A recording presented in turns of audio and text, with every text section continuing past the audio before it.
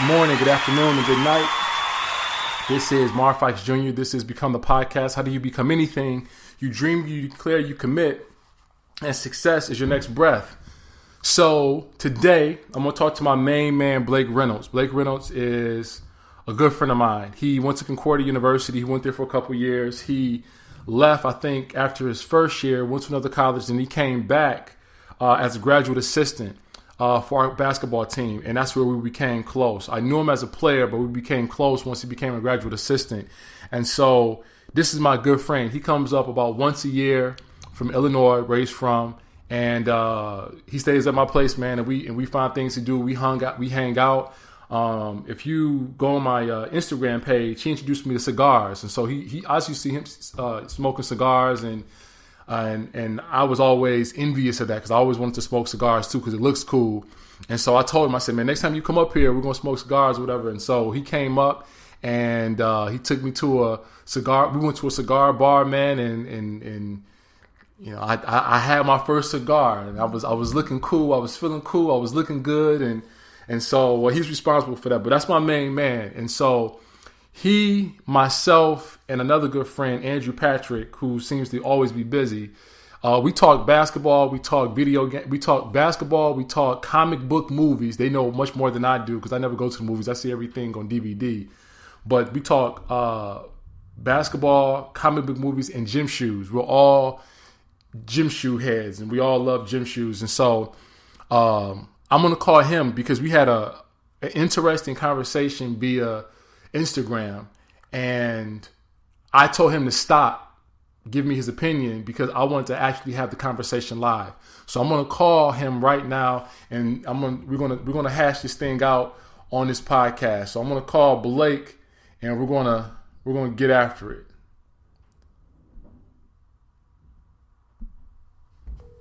I'm calling Blake now.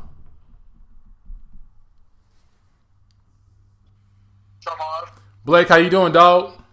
Doing great. How are you? I'm good. So you are officially on the podcast. I'm about to eat you alive, and a lot of people are going to hear it. Are you ready? I feel like Max Kellerman right now. Yeah, man. We about to get after it. This is going to be fun, man. It's going to be fun. We'll have one of our awesome conversations. We'll have it on record. We'll be able to go revisit it, and you know all the stuff that we talk about typically is not recorded, so we're gonna start recording some of these conversations that we have. Yep. So I just went on our conversation via Instagram, and I looked at the video you sent. No, Andrew sent it. Andrew sent the video, and like normally you would send a shout out to somebody, like shout out to so and so. I don't know what the opposite of a shout out is, but whatever that is, that goes to Andrew because he thinks he's so busy, that he can't talk. So we're gonna dog him a little bit on this. He just can't hang. I know. He thinks he's got so much stuff to do. Man, tell him to go jump in a lake. All day, man. All day. I'm just gonna tell him, man, I got a wife and kids, man. Like, so that's it. We'll be done. You know what I'm saying? And you got a full-time job, and you coach basketball, and you the head coach. But we'll dog him a little later. So anyway, so Jason Williams started off this 60-second kind of observation by saying he used to drive his car and see kids practicing dunks, and everybody wanted to be the most athletic dunker. And he says now he drives down the car and he sees everybody shooting threes. And he says as he watches the NCAA tournament, which he knew would be kind of all over the place, it would be totally unpredictable, even more unpredictable than past years. You know, before you could assume that the higher seeds had such great talent, such great coaches, such great legacy and reputation that they would probably take care of the lesser seeds. You didn't expect to see so many top seeds get upset, and not only upset but like beat down. You saw upset number one top seeds getting blown out by lower seeds. And he said he thinks that there's a disparity, or he thinks that the skill level isn't quite there. And I think his evidence is, how are all these top tier programs with top tier talent, 5-star recruits, blue chips, all of that, how are they getting beat by lesser programs or lesser known programs, because those programs still get good talent, but at the same time they're getting beat. So I don't know who said something first. Did I say something first, or did you say something first via Instagram? I would bet it was me because I'm the only one who disagreed. Okay, so all right, yeah, you did. I think you said I disagree. You were disagreeing with Jason Williams, and so I piped in and said, "Nah, I think he's spot on." And then the debate happened, and then I said, "Let's shut it down so that we can talk about it and catch it live and like capture the conversation live." So since you're the guest, and hopefully you're a guest. Hopefully you're like a regular at some point where we can start having a bunch of conversations about a bunch of different things. But since you're the guest today, you tell me why he's wrong. Okay, well, I've got a lot, so buckle up. Knock yourself out. So I'm going to start by kind of like going directly to his point in talking about like high school and college basketball, and because that's kind of what is most near and dear to my heart, and I think it's what's most near and dear to your heart too. Yeah. Because we've been coaching for so long. Sure. And I'm offended by what he says because I'm only 31 years old, but I've been coaching for 12 years already. Yeah. And so like he's really talking about like the 12 years that I've been coaching and the skill level of basketball going down. Sure. And that makes that upsets me. Okay. So with college basketball, I think that one reason you're seeing all these upsets, actually two reasons there you're seeing the upsets. One is the one and done rule and just terrible basketball that we're getting because of the one and done rule. I thought last year's NCAA tournament was the worst NCAA tournament we've ever seen. Yeah. Just in terms of quality of play. And I think the AAU game has had a lot to do with it. Yeah. So, you have these one and done players who are more talented than everybody else, but they're less experienced. So, like, when a team like Duke or Kentucky or Arizona with these one and done guys go up against a mid-major with 5 seniors that are starting, it's going to be a level playing field. Yeah. We're back in the day when guys like, Grant Hill and Tim Duncan were staying for 3 or 4 years. It wasn't going to be a level playing field because not only were they the most talented players, they had been groomed for the college basketball game for years. Sure. And I mean, you look at like Arizona, those kids declared for the draft 30 seconds after the game. They didn't even care about the game. Yeah. They didn't care. So, like, I think that using that as an example isn't a direct reflection on the skill level of the game. And then I also think with AAU, all these kids are playing all summer and they're playing the top level talent. So when the lower level of the mid-major schools play against Duke, they've already played against these kids. Yeah. They've already played against them all summer, so they're not scared. They played kids that are as good or better than them, for the last 3 or 4 years. So, like, why are they going to go into a game against Duke and be scared? Sure. There's no intimidation factor. Yeah. So I look at those two things and I'm like, no, like I just can't agree with the skill level because I look at the game and, I'm going to ask you a question. What's the big craze right now, like in terms of offense that people are running in high school and college? The dribble drive, read and react, or, yes. Keeping it spaced out. Dribble drive, pace and space, right? Yeah. Okay. So for you to be able to run that offense, everybody has to be able to shoot it. Everybody else has to be able to drive. Everybody has to finish. Everybody has to pass. Okay, and back in the day, that's not how it was. You couldn't run this offense with Dennis Rodman on the court or with Steve Kerr on the court because when they got the ball, if they couldn't shoot it or if they couldn't make a layup, they wouldn't know anything to do with it. They wouldn't know how to do it. Okay. So like, I think the game has evolved into a more of a perimeter game because of the rules and I'll get into this later, but the marketability of guards. People always want to be like guards. So people are learning how to dribble. People are learning how to shoot better because of people like Steph Curry. People are learning how to finish with contact and drive with contact and create shots for other people to the point where, like, you can't really focus on one person or else somebody else is going to beat you. So I still disagree. Tell me why. I think the game has become more simplistic. I know the game is aesthetically more pleasing because it lends itself to more highlights. Because the game is so spread out, you're getting a lot of layups, you're getting a lot of dunks, you're getting a lot of lobs, and you're getting a lot of threes. I remember when I was coming up, so I'm 37, so I'm a little older than you, a little bit more aware of the game, but not by a lot. But I remember when lobs were like a rare play. You know what I'm saying? And now you see lobs happen all the time. You know what I'm saying? And so obviously because of that, the game is more exciting. It lends itself to more highlight plays. But I think on one end of the spectrum, because it's spread out, I think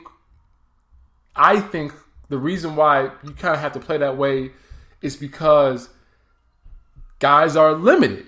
I think your positions are now limited in terms of their skill and their ability. Now I know all depending on what type of system you're talking about, you may only need a ball handler, 2 shooters, maybe 2 3-and-D guys. You may need a stretch 4 who can give you more spacing and can kind of do a little bit of everything, maybe do a little bit of playmaking. Your 4 has now become a bigger 3. So where your 3 had to do everything, now your 4 kind of has to do a little bit of everything, right? And then your 5 is either a catch and finish guy, or maybe you get lucky and you get a Cousins, a Nurkic, Anthony Davis, a Jokic, a Valanciunas, somebody who can operate above and below the free throw line, right? Mm-hmm. So, but I think the game has become so simplistic because some of those positions have went backwards in terms of skill. So the point guard position, we can say the point guard position is the premier position in the NBA. That's the most loaded position. You watch just about any game you watch now, you're going to see a really, really good point guard playing. Even if you watch the Detroit Pistons, Reggie Jackson is not an all-star. He will not be an all-star, but he's a load. He's 6'4", he's big, he can get to the basket, he can get a shot off. He's a problem, okay? So most games you're going to watch a guard. And we know the guard has evolved because for these guards to play as much basketball as they play throughout AAU, they're getting pressed all game long. So they learn how to break the press. They learn how to pass out of the press. They learn how to play some pick and roll basketball, all depending on how good your coach is, right? But for the most part, and then because of the game, because now the game has become so simplistic and it's become a lot of high screen and roll, the guard has had no choice but to evolve, okay? But I still think that the guard is good with the ball in their hand. Most guards are not good with the ball outside of their hand. And so from that standpoint, although the guard has evolved on some level, they've went backwards in some areas, meaning can your point guard play without the ball? Can they cut? Can they set screens? Can they catch and shoot? Can they do those things? You look at John Stockton. John Stockton was a hell of a screener. Isaiah Thomas would often get a basketball up to Joe Dumars and play off the ball. You watch Russell, and I love Russell Westbrook, but you watch Russell Westbrook when he doesn't have a ball, it's sad. He literally just stands in a corner, like a far, far corner at the top, and wait till somebody can't do anything, then go get the ball. Like, he doesn't do anything. He barely back cuts, barely sets screens. He doesn't do anything. And I think that's why some of these top-rated guards come into the league, but they can't change a franchise because they're only good with the ball in their hand. And there's still challenges. There's still the game they have to learn. But then you take the ball out of their hand, they're clueless. They don't know how to move off the ball. I don't know how many times I've seen a guy dribble drive from the top of the key to the paint, and the guy will be on the wing, and instead of him going down and taking his man down from the wing to the corner to create the spacing, he'll either stand there and get in the way or either come to the ball. He'll bring his man up. So as his man is driving down, he'll bring his man up. So basically the guy's forced to go do a handoff. You dig what I'm saying? Yes, I get what you're saying. And I agree with that because that's one of the biggest issues I'm having with my team right now is that circle movement. But I still think that you're arguing my point because you've told me in your your last monologue that the point guard has evolved, the power forward has evolved, and the center has evolved. So don't you think that if all three of those positions have evolved in the past 10 years, that the skill level is better? Because the only skill that you're saying has gotten worse is moving without the basketball, and I think that's more of a reflection on the style of play and not on their actual like skill level. Because there's still people who can move without the ball, but there are also a lot more people that can create plays.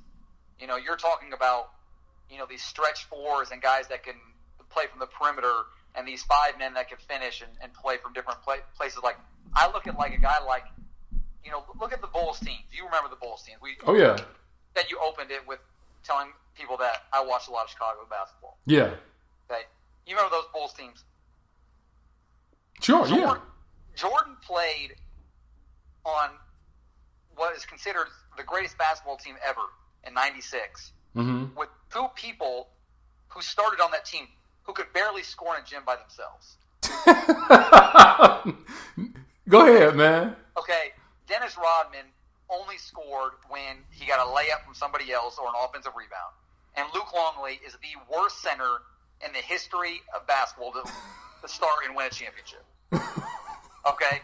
So Jordan's playing with 2 guys that can't score at all. All right? But they do their jobs. They play their role well. All right? And that's what the NBA was full of back in the 90s and early 2000s, were these specialists who did one thing really, really, really well. And they made a career off of it, and that's great. But the Dennis Rodmans of today is like Draymond Green. You know, Draymond Green's the Dennis Rodman of today. But Draymond can shoot it, he can handle, he can pass it, and he can play defensive rebound. Okay? Well, I wonder if somebody like Dennis Rodman came in the league today and all he could do was rebound and defend. I don't know if he cuts it. I mean, he might make a roster, but he's not making the Hall of Fame. Okay. So let's double back. So I think that the center position, and we're talking about American players, because the overseas, you look at all the you look at all the bigs who are really, really good players in today's NBA, the Euro players. Mm-hmm. So I think the American big has went backwards. So when you're in a league where you have somebody like DeAndre Jordan, who's a premier big, he has no post moves. I don't even know if he knows how to duck in. So he has no post moves. He can't duck in. He can only finish dunks and layups. If you make him do anything, if he has to catch and like catch, pivot, and do a move, I think it's going to be a catastrophe. He can't shoot free throws. He can't shoot any type of mid-range jumper. He's a premier big. Like I don't know what his contract is up, but if he was on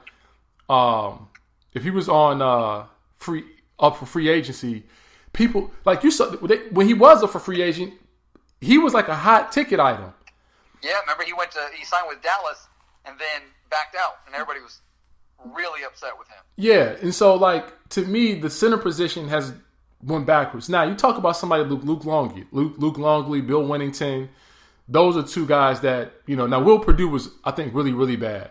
But Bill Wennington and Luke Longley, they had a post move, if not 2, right? So they had your basic drop step. They had a hook shot. You know, they had a shot that was in close, and they had a shot that was, you know, not far away, but they had some sort of... You're giving them more credit than I remember. All I remember either of them doing is finishing layups or hitting like the 10-foot baseline jumper. They could do that. So they could catch and finish. They weren't uber athletes, but they knew how to move off the ball. They knew how to catch and finish, right? They knew how to play the baseline, the short corner, especially when Jordan, Pippen would drive. Those guys understood how to go short corner and then catch and finish. They could even extend beyond the short corner and then hit the 17-footer. No. Oh, okay, 15-footer. 10.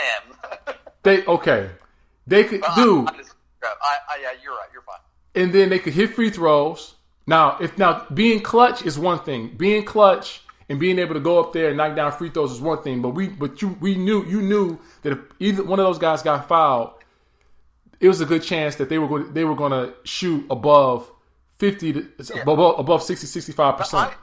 I would argue that nowadays most bigs shoot well, really, besides Drummond and Jordan. You know what? You're right. You might be right because sometimes I see those guys shoot, and I think that's the whole league. But you're right. I think this is my opinion of why the center. I think the centers have digressed a little bit, but I also think that their position is much less important than it was back in the day. And here's why. Back in the day, like when Shaq and Ewing and Olajuwon and those guys were dominating, it was a much more physical game. You could touch each other, and so it was really beneficial to throw the ball into the post and draw that double team and work your offense through that, right? Yeah. Okay? But now, with the rules the way they are, there's no benefit of throwing the ball into DeAndre Jordan into the post and having him make a decision from there.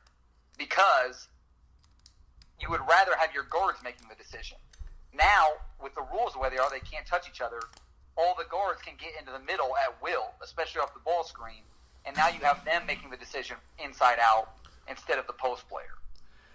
I get it. I get it. I understand it. But again, it's just odd to me that the center has been reduced to a guy who can only catch lobs and offensive rebounds and finish. Like, why it makes sense? They're capable of doing. I think it's all they're asked to do. But here's the thing. But this is what this. Driven league. But this is why the big. This is why the big has to be able to post up. If they're gonna switch everything, or if you're gonna play this is why Draymond Green is winning. Draymond Green came at the perfect. And so you asked the question, what would Dennis Rodman do in this league? He do exactly what Draymond is doing. Plus, he's a better athlete. Now, whoa. Dennis Rodman could not handle the basketball, and he could not pass the basketball, really, except for outlets, and he couldn't shoot. Okay, now there was a Dennis Rodman that played for the Pistons. That Dennis Rodman was an all-star for the Pistons. That Dennis Rodman did more than just rebound. He was a defensive player. He had an offensive skill. It was probably very Draymond-esque. Because all Draymond does, he handles in the open court, but a lot of times when he catches the basketball off of, let's say they run a pick and roll, and they throw it back to Draymond because they double team they double team Steph. He gets it, and either he's catching and shooting, or he's catching and driving, and he's basically looking for a real quick pass. He's looking for the short, the corner pass. He's looking for the short corner pass, or he's looking to finish.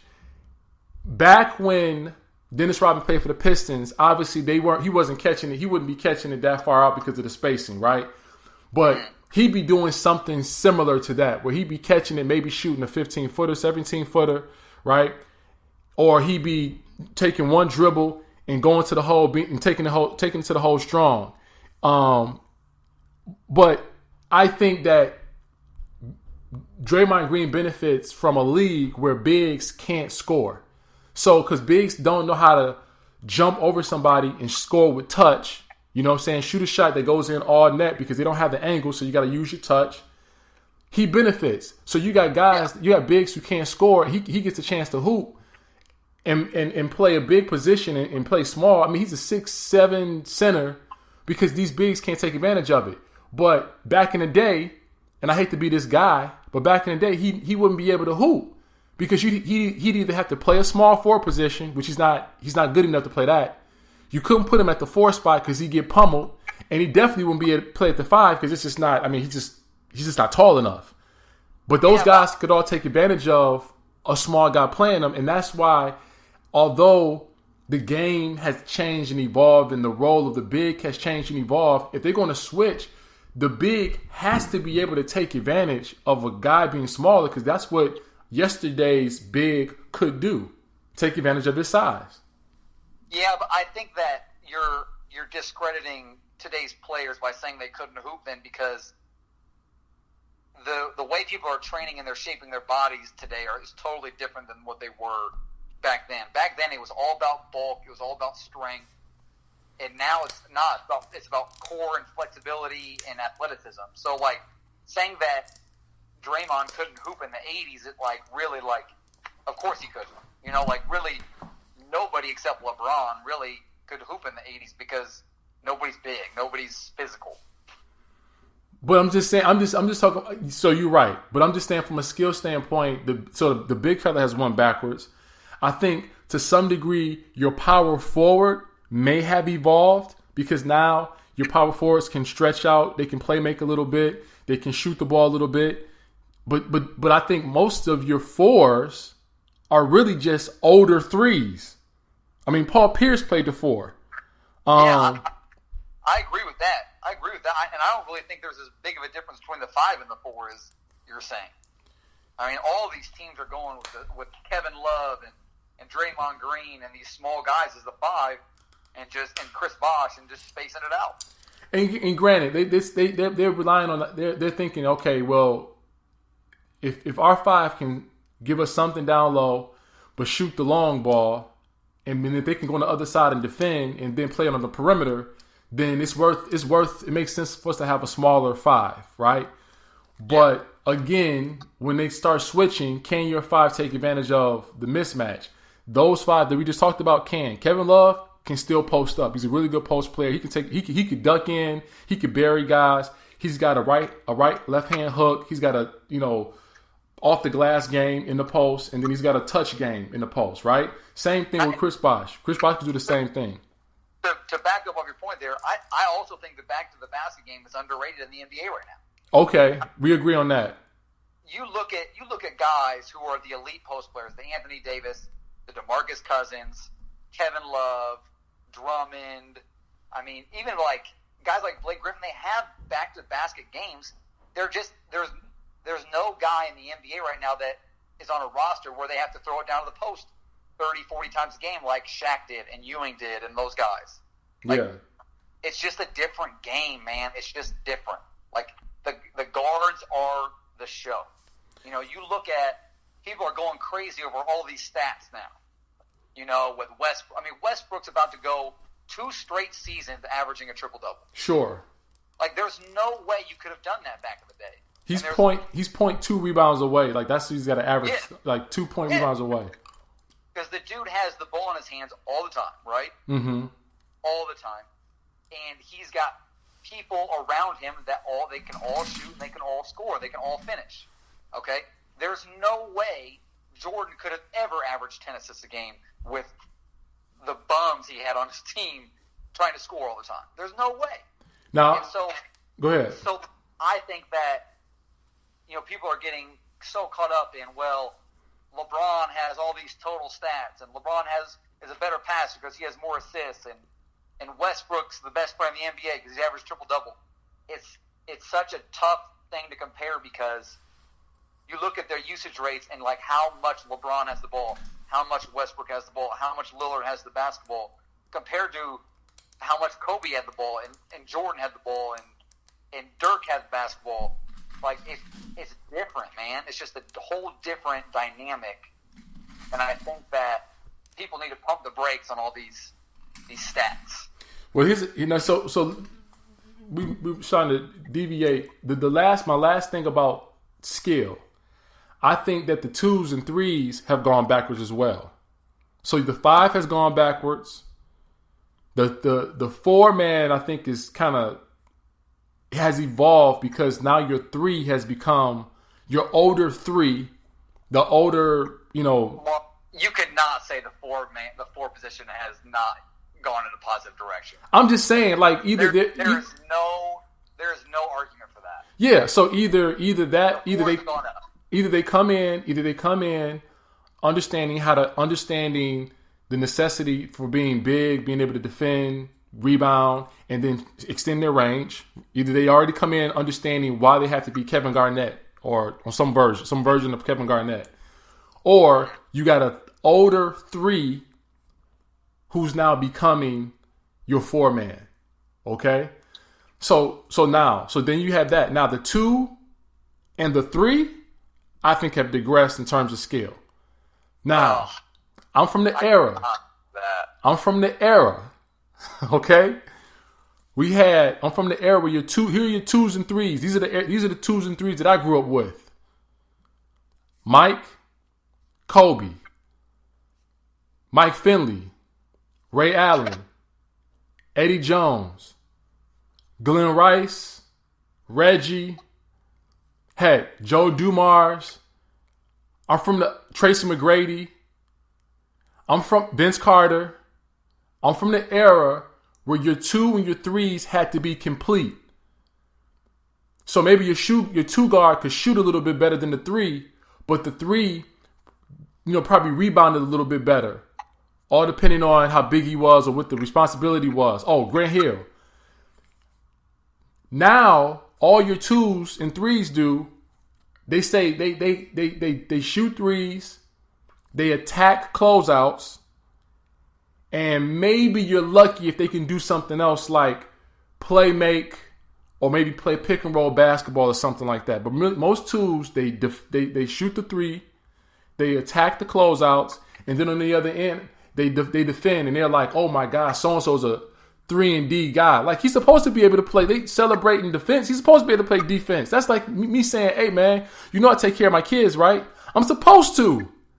So now, I think that the game, again, has become what it is because it is more aesthetically pleasing. You had somebody who was successful with this style, and the NBA is a copycat league. And then on top of it, I think the players have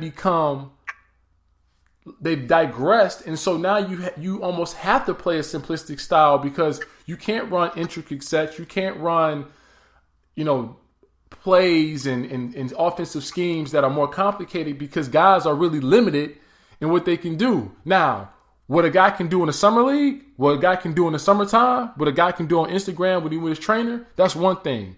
But what he can do in the actual game, I think is different. And now you have a lot of guys who are two guards. Like Bradley Beal should not be an anomaly. Bradley Beal at the two position I'm not saying I'm not saying that every two guard has to be Bradley Beal at a bare minimum. But man, every two guard should have some Bradley Beal in them. A guy who can shoot, play off the ball, but then if John Wall goes down, he can say, cool, you can run the offense through me. I can handle well enough to run your offense. He's Ray Allen 2.0, and that's what Ray Allen was. He wasn't a bona fide point guard by no stretch of the imagination, but at the two guard position, he was skilled enough where if you took the ball out of if you said, we need you to handle, he could. These twos and these threes, they can't do it. I think you still discredit some of the twos and threes in this league. I mean, you think about, and this isn't in any particular order, but like guys like DeRozan, you got LeBron, you got KD, you got Paul George, you got Beal, you still have Wade, which obviously Wade's old, but like the past 15 years, Wade. Okay, tell me. Okay, go run that list. Run that list. Okay, so I'm going through like the East standing or like the standing. So I'm like thinking of the people on each team. So this isn't in any order. So give me a slight pause so I can tell you why that. Give me a slight pause just so I can interject if I need to. Go ahead. Okay, so DeRozan came he came into the league when you still had Vince was at his peak. Tracy McGrady, I think he was in the league. He might have been in the league when Tracy McGrady was still playing. Kobe was still rocking and rolling. Ray Allen was still rocking and rolling. Paul Pierce was rocking and rolling. He came into a different era. The expectations for your three or your two guard was much, much higher than it is now. So he came in a different era, but go ahead. I think he's younger than you think, but we'll go back. So he came out of he was a one and done, but that dude been in the league for a minute now. So you have him. You have guys like Gordon Hayward, LeBron. Okay, Gordon Hayward, great coaching college. Great coaching college. He learned how to play on and off the ball. So those guys, somebody like him and Kawhi. So we could put Kawhi and Gordon. Giannis, Paul George, D Wade. Come on, that's Yes, D-Wade, but that This is the D-Wade. NBA right now, though. This is the NBA right now of the past 5-10 years. Okay, you got. I still consider Harden a 2. You got Clay. You got Steph, who was a 1-2. You got who's the shooting guard for Portland? McCollum, but I'm talking about the guys who's coming in now, Blake. I'm Okay. talking about guys who are coming in now, and then I'm talking about guys of the last 3 to 4 years. You can't tell me any two or three of the last. Like everybody you mentioned are star-studded. Oh, Booker. Okay, that's one. Okay, but you're also. It's hard to say the last 3 or 4 years because these are 19-year-olds. But I don't. But you just told me that they're skilled. You just told me that they're skilled. So I don't want to hear that. Oh, Well, this. we had different definitions of that then because I was going back the last 5-10 years of people who were playing well at the 2 and 3 position in the NBA. I didn't know that you were talking about the last 3 years of 2 guards because you're right. I don't even know these one and done players well enough to even watch them or consider them. So I consider them. Yeah, see, I'm talking about like I'm with you. We see basketball through the same lens. Yeah. And we grew up watching. I mean, like so as I said before, you grew up watching Michael Jordan. So you've been watching greatness for a long, long time. Your standards of basketball are, I'm sure, pretty high. You coach, you train, you coach on the collegiate level, you coach on the high school level. So you see it, and you have an appreciation for good basketball, as I do. But when I look at today's crop of talent, the way they get publicized, the way they get marketed, the way they get talked about in terms of what they can do when they hit the league, I've yet to see one of these guys turn a franchise around. And I don't mean like dramatic change, but I think I'm talking like after year 1, year 2, you hitting the playoffs. You know what I'm saying? What about like Ben Simmons? See, Ben Simmons. No, bro, they're a half game behind Cleveland right now. Okay, first of all, okay, you're right. Yeah, Ben Simmons. Yeah, Ben Simmons. Well, all right, cool. But also, like it's harder to like change a franchise around because the NBA is so top heavy, man. Like, how are they supposed to sneak in? How's Lonzo Ball supposed to lead the Lakers to the playoffs in the West? There's no way. There's no way. But I'm not saying you got to do it. Anyway. I'm not saying you got to do it in year 1. I'm not saying you got to do it in year 1. But like I always go back to the Wolves. The Wolves get in like 2 years they get Cat, they get Levine, and then they get Wiggins. These are all lottery picks, all of them. Yeah. They weren't even sniffing the playoffs. You're right. That roster should have been the playoffs. They're so talented. They're so young. They're so gifted. They're so this, that, and the third. But then these guys can't get to the playoffs. I'm saying even the 8th seed. They can't even get to the 8th seed. They only got to the 8th seed once they got somebody like Jimmy Butler, a guy who went through, he was coached at Marquette. So he was coached. He stayed there for more than 1 year. He was coached up. Then he was drafted by the Chicago Bulls, and he was coached up by, I don't know if he played on the Dennyville Negro. And did he coach on the, did he play for Negro? I don't remember. But anyway, he got coached up. And you saw his numbers go from like something like 4 points or 6 points a game to double digits to like 17 to 20 to 25 or something like that. But he got coached up. But he learned how to play with the ball. He learned how to play without the ball. He spent the first 3 years just cutting, running hard, running the lane hard, broken plays, catch and shoot, mid-range, catch and shoot, long ball. And then they said, okay, now that you learn how to score without the ball, now we can put the ball in your hand. And so it's that process, it's that narrative that turns players into superstars. But these guys don't learn that stuff. And that's what I'm talking about from a skill standpoint. I think they've digressed. Because, yeah, they can... Go ahead. I still think, though, that the NBA with young talent is in a pretty good spot. I don't think so, Blake. I think... let me go through some names because I think we'll be on the same page, like with the question you were asking. Okay. You look at like Simmons and what's the big fellow's name? Why can't I think of his name? Embiid. You got Giannis, who I think is a really good young talent. You got Porzingis, who I think would have had them in the playoffs had he stayed healthy. You've got, let's see, the Mitchell kid. He's got the Utah in the 7th spot in his first year, and I think you have a loaded draft class coming up this year. You got Booker, who I think is a really good player, but Phoenix is terrible. I think the Lakers have some good young pieces. I think it's just going to take some time for these younger guys to have the impact that you're expecting them to have because they're so young. We got to get rid of this one and done rule. This one and done rule is bogus. Mm-hmm. I think that's really, if there was one thing I would agree with Jay Williams on is the state of basketball, especially at the college and the pro levels, is hurting. But I don't think it's because of the skill level. I think it's because of the one and done and the lack of experience. I think it's hurting both ways. I got you.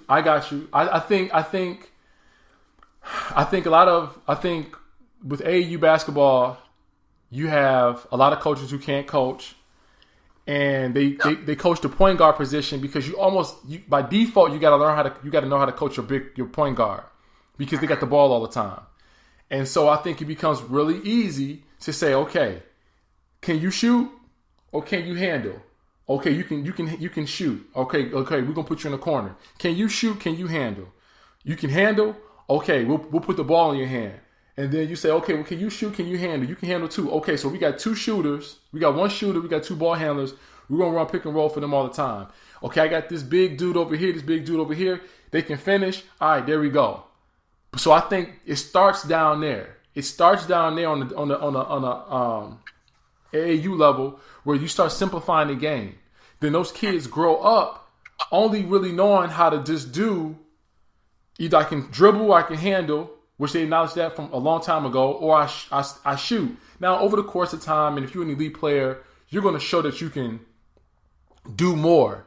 But you and I know what you do on the high school level versus the college level and then the pro level gets simplified. You could be just jumping over people because you're so gifted or so much more athletic than everybody else on the high school level, but then get to the college level and realize, wait a minute, all I really can do is shoot. You know what I'm saying? Mm-hmm. So I think that simplicity carries on and on and on and gets to the pros, and I think that's kind of why the game is the way that it is now. You know what I'm saying? I think there's something to it. I think there's something to how you see. By the way, you want to know if we were going to get through 45 minutes of content? we have a minute and 45 minutes, a minute and 42 minutes left. Do you want to let's end this one, and I'll call you right back, and then we'll go for a short while and finish this up. Okay, sounds good. All right. See you. I'll call you in a second. All right, peace.